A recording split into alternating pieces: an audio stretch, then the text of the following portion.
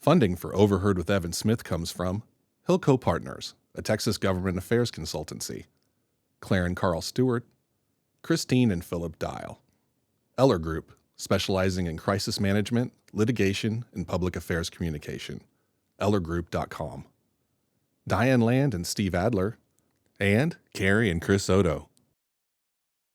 I'm Evan Smith. She's a trailblazing ethologist and legendary conservationist who began studying wild chimpanzees in Africa 65 years ago. Her work isn't done yet. She's Dr. Jane Goodall. This is Overheard. A platform and a voice is a powerful thing. You've really turned the conversation around about what leadership should be about. Are we blowing this? Are we doing the thing we shouldn't be doing by giving in to the attention junkie? As an industry, we have an obligation to hold ourselves to the same standards that we hold everybody else. Dude, this is Overheard.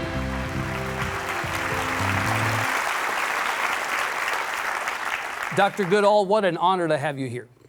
Well, thank you for inviting me. Well, I mean, it's amazing. I have to say, you know, there aren't many people we've had the opportunity to talk to who have accomplished as much as you have. You turned 91 and a half years old. I want to say that your schedule is so vigorous. It would be vigorous for anybody, but you have maintained an extraordinary amount of activity. Well, it has to get more because being 91 and a half, yeah. I've got less time ahead of me. Right. I've got a message I think is important. Right. So I have to speed up. Yeah. But you're obviously motivated by the world around you to keep working. And I just wonder if you would say a few words about what it is exactly that keeps you on the road. You're on the road right now. You do a lot of lectures and public appearances, and you visit with audiences of folks like this one. You're continuing to do it. What is it that is motivating you to keep at it? Well, you have to admit we're going through pretty dark times, politically, socially, environmentally. Yeah. And, you know, I care very passionately about the environment, the animals in it. I care passionately about children. We have one here, down here in the front. I've got grandchildren, and probably soon I'll have great-grandchildren. And if we don't change the way that we're treating the environment together now, then the outlook for the future generations is grim. Yeah. So I just have to keep going. And the more it seems that there's a pressure pushing you back, the more I put on my fighting spirit. Yep. And say, I won't give up. I won't give in to them. I won't bow down. Yeah. I'll fight harder.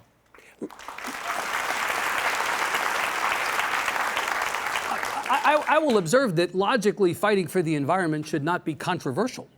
It shouldn't be. But in certain quarters these days, it is actually controversial to speak out on behalf of the environment, to speak up for addressing climate change, to even acknowledging that climate change is real. What a moment we're in. It's unbelievable. Right. And the more that happens, the more I will speak out for it. Yep. And particularly for young people. We have a program for youth, the Jane Goodall Institute. It's now in 76 countries and growing, for all ages, preschool, university, and they're all understanding that every single day we live, every single one of us, right, some impact on the planet, and we can choose what sort of impact we make. Right. And they choose projects to help people, to help animals, to help the environment. Then they roll up their sleeves and take action. Yeah. This program is called Roots and Shoots. And Shoots, and I want to talk about that in a little bit, and I want to understand a little bit more about your motivation for that, because what these kids are doing, again, whatever age they are, is they're protecting the future from the present, which is something that we all need to be doing, not just in this area, Absolutely. but in a lot of other areas. Stay with this idea of the moment we're in. Science used to not be controversial. Science is now controversial. You've spent your life in science. You've spent your life inspiring others to get into this work. We're at a point now where we can't even count on the fact that people have faith and confidence in science. It's not just climate change, but it's science of all kinds. How did we get to this point? I don't know, but you know, there's also the danger that in some areas science has been misused and it's the false data being proclaimed in order to protect somebody's views which are not real scientific views after all. Well, that's not science, that's politics. That's right. Yeah. But I mean, you know, there's so much fake news around today. What are people to believe? Right.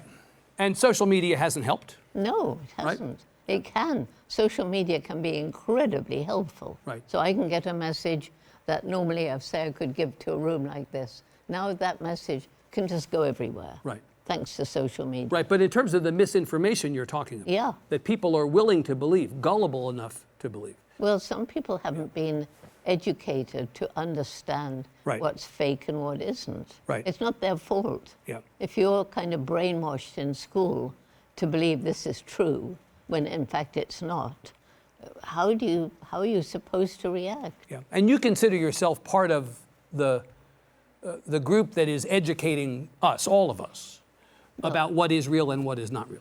Yeah, well, I can assure you that every single thing I say is as true to the facts Yeah. as I can make it. And I have never said anything Yeah. that I don't believe is 100% true. Yeah.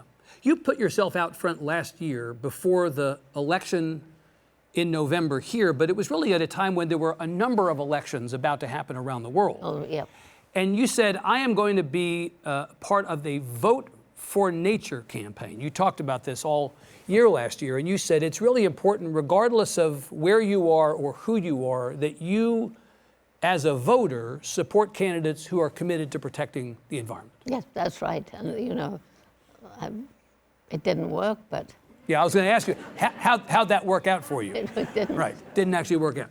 And so what are the consequences of that? I mean, just said straight away, if you put people in office who have the ability to affect the lives of all of us through the policies that they promote, and those policies don't align with a view that nature matters and that this stuff is important to all of us, what do we do about that? Well, what's happened is in many countries where certain people are elected into power, they have introduced bills that underwrite bills that were put in to protect the environment. Like in this country, I know many of the nature reserves have been opened up to mining and logging. Right. And there have been significant cuts at the federal level that went to research, right? That Yes. supported programs that support the environment, or that gave groups that were working on many of these issues we're talking about the ability to do the work that they were doing. That money is now gone. In fact, the Jane Goodall Institute, as I understand it, as a consequence of the cuts to USAID, you lost a little bit more than $5 million. That was We lost more than that. We lost $5.5 million for the next 4 years. per year. Per year. Annually, you lost $5.5 million. Yeah. And that money was paying for what? That money was paying to improve the livelihoods of very poor people living around chimpanzee habitat Yeah. in 3 different countries. Right. It was being used for part of this Roots and Shoots program to give young people a chance to understand how they could help the environment and why it was important to help the environment. It was helping the health of Yeah. young children, babies, mothers, giving girls a chance of secondary and sometimes university education. Yeah. And you can presumably go find people who are willing to support this and replace that money, but it makes the work that you do that much more difficult. Much more, and you know, we had to lay some really, really good people off. Yeah. Luckily, we've managed to find funding to bring many of them back Back. again. Yeah. But it's not without consequence. That's the point. Exactly. Right. Let's do your origin story. I think the story of how you got interested in the work that you've come to be known for is fascinating. You were born in England, right? Father was a businessman, mother was a writer. And when you were 1, at age 1, your father gave you a stuffed animal, but instead of giving you a teddy bear, gave you a stuffed chimpanzee. He was, yeah, the chimpanzee Jubilee, baby Jubilee was the first chimp to be born in captivity in England. So these toys were made to honor his birth. And he was Right. this tall and, you know, nice hairy. I mean, he was very, very chimp-like. Right. And all my mother's friends said, how can you let your child, it'll give her nightmares, because he was my favorite toy of Right. all. I mean, literally, and the rest is history, right? Like this was a very consequential thing, and you became. Well, you see, it wasn't. This is, everybody thinks Yeah. because I had Chimp Jubilee, Yeah. that's why I studied chimps. That's not true. Right. When I, at 10 years old, had a dream of going to Africa, Yeah. it was to live with wild animals, any wild animals, Right. any, out in the bush and write books about them. Right. Because when you were 10, 80 years ago, there was no thought of being a scientist. Of course. For girls. Right. Absolutely not. Yeah. Moreover, there was nobody out in the field doing anything. Right. And around this time, as I've heard you tell the story, you read Tarzan and the Apes. Yeah, that was what gave me the dream. Right. I fell passionately in love with this glorious Lord of the Jungle. And what did he do? He flippin' married the wrong Jane. He married the wrong Jane. It's a very good line. I like that.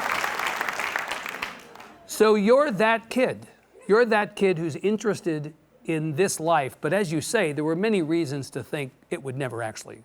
Yeah, everybody laughed at me. Right. Jane, dream about something you can achieve. Right. And Africa's far away. You don't have money. We had very little money. World War II was raging. Right. And you're just a girl. Yeah. But my mother, you see, this is the importance of having supportive mother. My father was off fighting in the war, so I never really knew him Yep. at all. And she said to me, Jane, if you really want to do something like this, you're going to have to work really hard, take advantage of every opportunity, and if you don't give up, hopefully you find a way. And I take that message all around the world, particularly to young people in disadvantaged communities. Yeah. And I wish Mum was alive to know how many people have come up to me or written to me and said, Jane, thank you. You taught me because you did it. I can do it. I too." could do it, right. But of course, as you correctly say, the circumstances at the time for you, it was obstacle after obstacle, right? You got to Africa in your early 20s for the first time, right? 23. 23 years old. At some point in those first couple of years, you met Louis Leakey, That's right. Yeah. Yes. Who turns out to be an enormously consequential figure, not just in your life, the development of your work, but actually in the work of Dian Fossey, right? Baruti Galdi. Baruti Gallicus. I mean, there are and you three, who had all been essentially proteges of Leakey's, came to be known as the Trimates, right? for your work with him. How did you come to him, and how did you get to him? Because ultimately, he was the enabler of your work, the work that led you to Gombe National Park and all that. So I got to Africa, to Kenya, because I was invited there by a school friend. Right. And this is in 1957. This was 1957. Right. And so when I left school, all my friends went to university. We couldn't afford it. Right. I had enough money for secretarial training. And when I got this invitation to have a holiday in Kenya, I couldn't save money in London where my job was, so I went home. I worked as a waitress about 6 months. Yep. Finally saved enough money, went out by boat because there weren't many planes back then, and they were super expensive. Stayed with my friend, had a great time, and somebody said to me, if you're interested in animals, you should meet Louis Leakey. So he was head of the Natural History Museum. Yeah. So I went to see him. He was head of the Natural History Museum at the time in Nairobi. And he took me all around and asked me lots of questions. And I'd read everything I could about animals in East Africa. And that boring secretarial course, just before I met him, his long-term secretary had suddenly left. He needed a secretary, and there I was. And there you were. Yes. Right. So then I'm surrounded by all his staff who could answer all my questions about the animals and the birds and, you know, Right. everything. Yeah. And it wasn't like a normal secretarial job. Well, in fact, he had designs on giving you more opportunity and responsibility over time, didn't he? He wanted you to be a researcher. That was when he let me go to one of his digs looking for fossils Yeah. on the Serengeti. And one evening I met a lion, another evening I met a rhino, and, you know, just there. No Right. guns, no nothing, just... And he said I reacted perfectly, and that's when he began talking about chimps. Yeah. So it was 1960, 3 years later, that you go to Gombe National Park. Then it was Gombe Stream National Park, right, in Tanzania. 1960. 60. And you see wild chimpanzees up close, you're with them for the first time. You begin studying wild chimpanzees and everything changes. And nobody else had studied them in the wild. Right. Is it true your mother accompanied you on this trip? Yeah, because the authorities, at that time it was British. Yeah. It was a British protectorate. It was Tanganyika. Yeah. And then it became Tanzania after independence. But the British authorities said, no, we're not going to take responsibility. It's a stupid idea.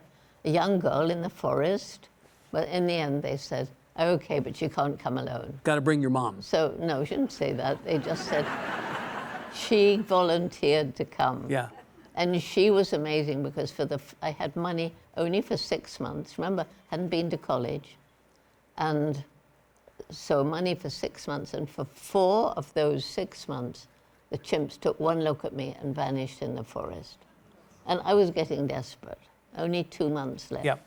So she was there to boost my morale and say, Jane, with your binoculars, you're learning much more than you think, how they make nests at night, bending in the branches. You're learning about the calls they make, the kind of food they eat, how sometimes they travel alone, sometimes in small groups, sometimes all the members of what we now know as a community come together when there's a new food.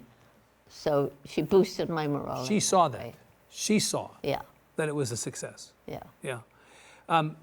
You learned on that trip and subsequently so much about chimpanzees. We know about chimpanzees, I always feel like, is because of what you learned, what you knew, that they have personalities similar to humans. They have emotions similar to humans, that they engage in behaviors that we would recognize as very human-like. We share 98.7% of our DNA with chimpanzees. Yep. Right. Why does this matter from a science perspective? From a non-science perspective, living out here in the world, why is it important to know that, to understand Okay, this? so when I'd been with the chimps for about 2 years, and I really got to know them as individuals with personalities, as you say. And names. Of course, I named them. Of course. And I saw David Greybeard using tools, which brought the geographic in. Yeah. Because at that time, it was thought only humans used and made tools. Yeah. So I get a letter from Louis Leakey saying, now I want you to get a degree. We don't have time for an undergraduate degree. I've got you a place in Cambridge University in UK to do a PhD in ethology. And this is a word that you like. I like that word. And this is actually without without a bachelor's degree. Yeah. You're given permission to skip over and get a PhD. So you can imagine I was nervous. Right. And when I was told by the professors I'd done everything wrong, yes, I shouldn't have named them. I couldn't talk about personality, mind, emotion. Those were unique to us. But I had a great teacher when I was a child. That teacher had told me that what the professors were saying was rubbish. That teacher was my dog. Your dog. Yes. You can't have a dog or a cat, a rabbit, a guinea pig, a horse, a parrot. I don't care what. Yeah. Know that we are not the only beings with personalities, minds, and emotions. And so science was forced to admit that. The Geographic sent out a filmmaker. Yeah. A film began going around corroborating everything I'd said. And so once they admitted that we were not the only beings with personality, etc., that opened the door for other animals. And now today, students can study emotions in right down to the octopus. Yeah. It's been a while since you've done field work. Yes, I Right. visit Gombe twice a year, but Right. just to encourage and, be Right. there. The last, as I understand it, the last time you did field work, what we think of as field work, it's probably 50 years ago, is that right? It was 1985. So actually 40 years ago. Yeah. So 40 years ago. Mostly what you've done in the years since is be an advocate, be somebody who is, again, back to the early part of our conversation, out front talking about the importance of nature, the importance of getting involved in your community to protect these things that matter so much to us. The Jane Goodall Institute has been in existence since 1977. It is going on 50 years in operation, and it is really the locus of your work right now. It is where this work is being done and is being continued by others who follow in your footsteps. Yes, we've got 26 Jane Goodall Institutes around the world, Right. and they all share the same mission, Yep. but they're sort of independent in raising funds. And so our mission is to make the world a better place for people, animals, and environment. Yep. But it all began quite, well, not too far away, in Chicago, 1986, at a conference bringing for the first time the people studying chimps. And by then, there were 6 other field sites. Yep. And we wanted to know, is there culture in chimps? Yes, there is. But we also had a session on conservation. And it was shocking because everywhere where chimps were being studied, numbers were decreasing and forests were being cut down. I went to that conference as a scientist.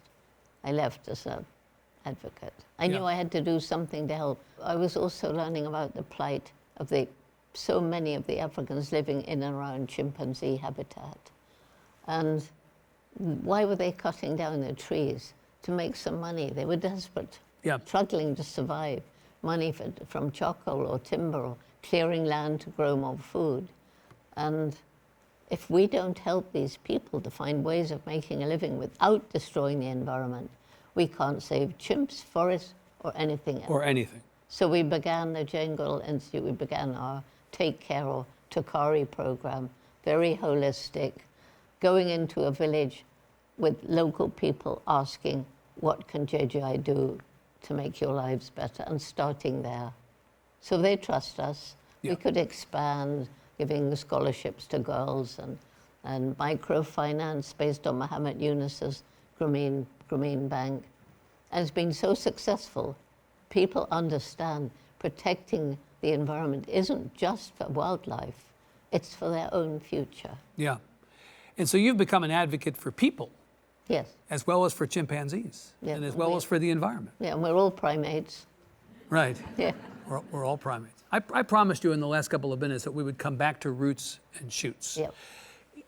Again, I've seen you interviewed a couple of different times, and a version of the same question has been asked. What gives you hope here at 91 and a half? After all the work you've done, what continues to give you hope? And you say every time, young people. Yeah, well, it's also the resilience of nature coming back. Yeah. And it's this intellect's beginning to come up with like alternative energy Right. and so on. Yeah. But the young people, it started when I met young people who were losing hope back in the mid-'80s, Yeah. already back then. Yeah.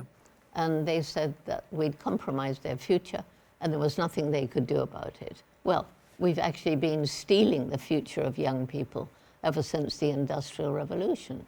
We're still stealing it today, all the big corporations, governments, and so on. But was it true there was nothing they could do? No. So that's why the main message, every one of Yeah. us makes an impact every day. Yeah. And it's now young people from preschool through university, adults forming groups. Your staff here could form a group. Yeah. And what I appreciate is you don't seem to be concerned about how the governments you talk about this way or the corporations you talk about this way. You don't seem concerned about how they react. At this point, you're bulletproof. You can say whatever you want. You have no fear, right? No. You just speak your truth. Yeah, well, I try to be sensitive to, ongoing concerns. I have an institute to be responsible for. Right. So, But nobody tells you what to think or to say. well, they might tell me, but I might pay no attention. Good. We need more like you. How many nights are you spending out on the road these days? How many, if you go on tour, It's as you're on about tour? 300 a year. 300 a year. Yeah, so in between tours, which are all over the world. Yeah. I mean, I was just in China and Japan and Taiwan, and I'm going to the Middle East, and it's everywhere. Right. And in between, I go home to the house I grew up in Bournemouth in England, where my sister lives permanently with her daughter. And so that's where, I'm surrounded by the books I read as a child, the Yeah. Tarzan books, Dr. Dolittle, the trees I climbed as a child. Yeah. That's the little respite. It's filled with Zooms and emails. It takes a toll, though, all that work, all that travel, it Yeah. takes a toll. But it's worth it. Yep, and by the way, I became vegetarian in the late 1960s when I learned about factory farms. Yep. And then when I learned about the conditions of dairy cows and chickens, laying chickens, I'm now a vegan. You're now a vegan. And people say, well, vegans don't get the right supplementing. Look at me. Yes.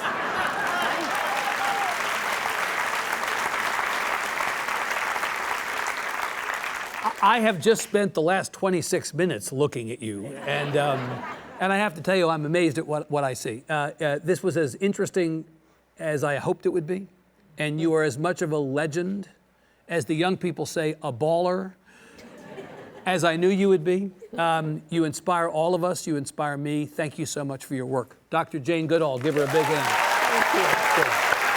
Thank you. We'd love to have you join us in the studio. Visit our website at austinpbs.org/overheard to find invitations to interviews, Q&As with our audience and guests, and an archive of past episodes.